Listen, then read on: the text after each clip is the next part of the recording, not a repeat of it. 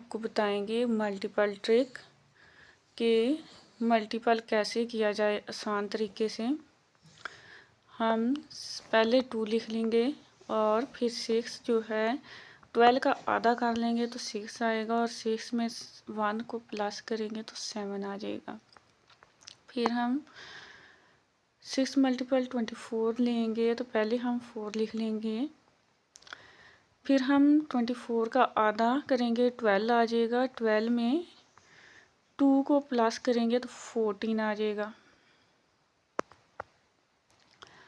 फिर हम 6 मल्टीपल 28 लेंगे तो 28 में से पहले हम 8 को ले लेंगे और उसके बाद 28 का आधा करेंगे तो 14 हो जाएगा। 14 में हम 2 को प्लस करेंगे तो 16 हो जाएगा। उसके बाद 6 मल्टीपल 34 लेंगे। इसका जवाब आप कमेंट में बताएं।